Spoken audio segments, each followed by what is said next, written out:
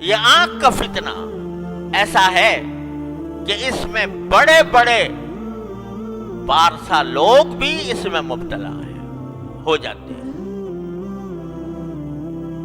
ہر ایک شخص اپنے گریبان میں منہ ڈال کے دیکھ لے کہ میں آنکھ کا صحیح استعمال کر رہا ہوں برا غلط کر رہا ہوں.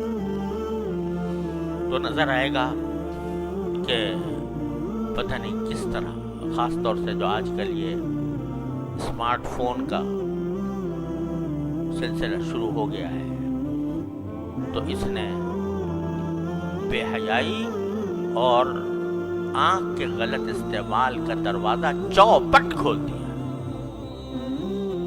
اچھا خاصا نمازی ہے، پرہیزگار ہے، صف اول میں نماز پڑھنے والا ہے، لیکن تنہائی میں بیٹھا ہے اور اپنی آنکھوں کو اللہ تعالیٰ کی نافرمانی میں استعمال کر رہا ہے.